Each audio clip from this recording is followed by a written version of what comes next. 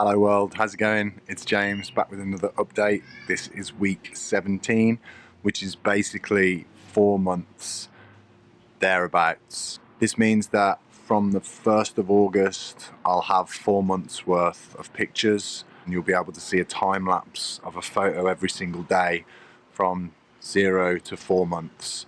What I'm then going to look to do as well is to go 4 to 8 months and then 8 to 12 months, and then I'll probably combine that whole time-lapse sequence together to give you a year of hair growth.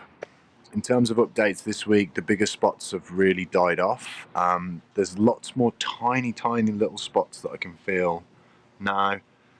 They do come to a head quite quickly, but there's very tiny, and what generally tends to happen is they form a head quite quickly, and I just tend to knock it off just when I'm in the shower or something. So I'm not squeezing them, don't squeeze them, but they do tend to kind of die off pretty quickly, which is far better than the big sore ones, which I'm sure some of you guys have experienced. It's slowly getting thicker.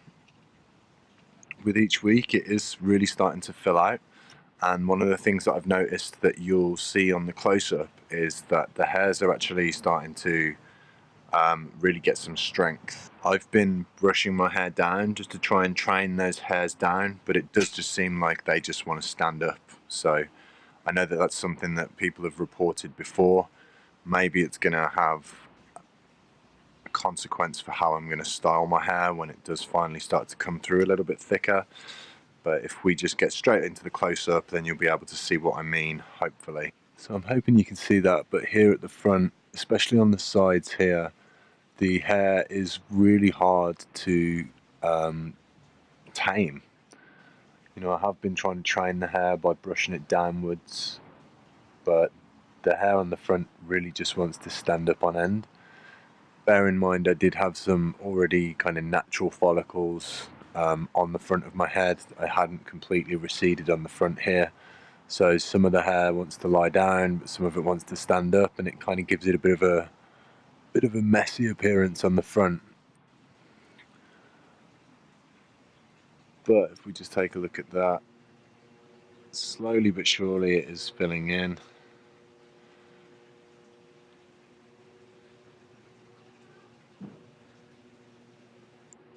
It's thickening up and getting to where I want it to be.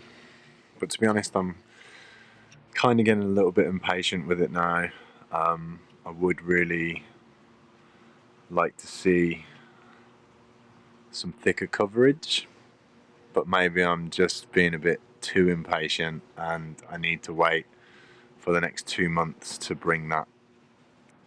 But it's fine, we've all got human emotions, right? We can all be a little bit impatient about things. So no, I should really say that I'm very happy with what's going on at the moment, and I think there has been a bit of progress since the last time,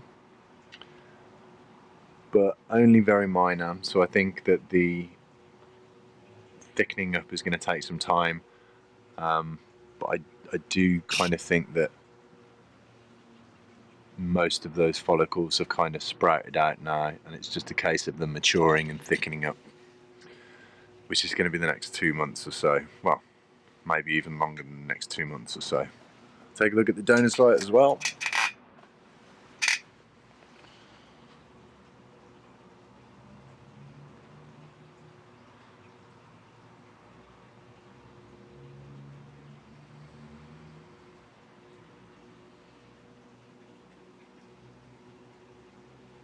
I am now pretty much on a weekly basis going through the back and the sides with a grade 2 on my clippers.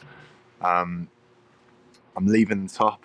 I haven't done that, but every week and a half I would say I've gone over it with a grade 3. But what I'm going to do now is leave it for a little bit longer and maybe go over it with a grade 4, and then leave it for a while on grade 5, and so on and so forth, just so I keep an even coverage, because again, they do say the hair that is already there is going to grow quicker than the hair that's on the front. But to be honest, I do feel like it's all growing at the same rate since I've buzzed it all together. I'm still using the argan oil every single night. I'm not so much applying it in the mornings now. simply because it clumps the hair together and makes it look a bit greasy. And with the really warm weather at the moment, I just don't think it's wise to be applying like a layer of oil to my head, and chances are it's going to increase your burning. So I've not been applying it during the morning when we've had this really good weather. I've been leaving it until the evening, where I'll apply a much thicker layer. I'm also using an argan oil hair mask as well, and that's like every other day. So what you do is you apply the conditioner and you leave it on for about 5 to 10 minutes before you get in the shower, and then you rinse it out. And then I'll go through and use like my caffeine shampoo and my Pro Age shampoo, and I'll make sure that stays on for a good 5 minutes while I'm doing the rest of my shower routine, and then wash it all off. I don't think there's anything else, so if we just jump straight into question time now. Had a few questions this week, so thanks everybody for taking the time to ask the questions. I'll always look to answer them in the following video, so if anybody does have any questions, pop them in the comments below. I'll get to them by next week. First question: is my hair transplant DHI or FUE method? And that was from Otherworld. My hair transplant is an FUE method.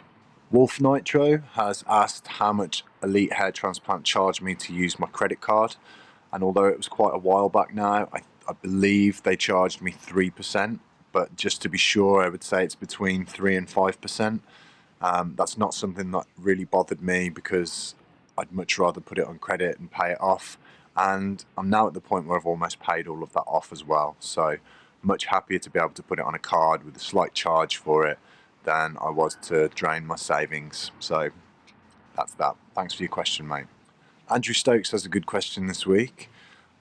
He said, when you'd been through the shedding phase, could you see where all the new hair would come up from as little black follicles on the scalp, or did they appear from areas which looked completely bald too? Hope that makes sense. I'm at the stage now where I've shed the hair and I can see quite a lot of black follicles, but I'm hoping this isn't it, as immediately after the transplant the forehead was full, whereas these appear quite sparse now.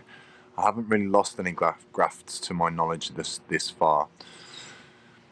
And yes, mate, I think what you find at the moment is that the ones that you can see are the ones that are just the strongest, but there were areas on my head, and there still are areas on my head, where it didn't look like there was anything there, and I was really worried. And then all of a sudden these tiny little wispy white hairs come through first, and then they mature and thicken and they become much darker, thicker hairs.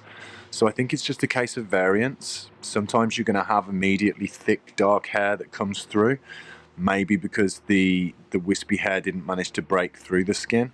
I'm not entirely sure, but it was definitely the case that I did look like I had some really bald areas. And when I look back to my earlier videos, say like week 3 and week 4, like my head looks like really dire. It looks like it's in a real state. And to see what's come of this now, it's kind of hard to believe that it's the same head that you're looking at. So I know it can be a bit worrying, but again, you need to stick with it. You need to remain patient, and as long as you're kind of getting your vitamins in, eating right, making sure that you're using those shampoos and lotions that you've been provided, and just generally maintaining quite a healthy scalp, then hopefully you should do everything that you need to do to help strengthen those hairs and let them come through. ZiaWorks has asked if I would be able to show you guys a picture of how my hair used to look years ago when it was a little bit longer and also a little bit thicker.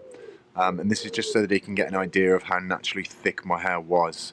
I have already. I think it's maybe part 7 of this. So if you go to my channel, go to part 7. It's a video called Hair Loss History, and I actually go back as far as my high school years and give you photos, albeit a little bit embarrassing. I'm not going to do it again because I've already subjected myself to that on the Tinterweb once. But yeah, if you want to go back to part 7, then you'll be able to see some pictures of me before I started going through like the recession that I went through. Everyone else has just commented and complimented how well it's looking and how much it's coming on at the moment. So thanks guys, really appreciate that. It means a lot to me.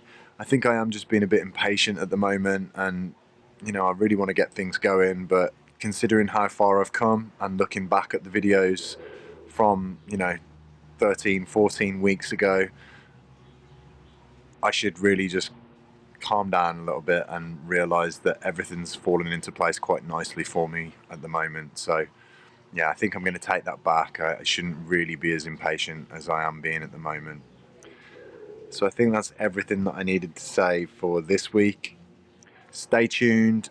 Around Thursday or Friday, I'll probably be looking to publish that time-lapse video. So if you're interested in that, I've got 100 odd shots, 120 odd shots every single day for the last 4 months of my hair. So tune in for that if you would like to see that time lapse. I think it's going to be quite interesting. So that's everything for this week, guys. Thank you ever so much for watching.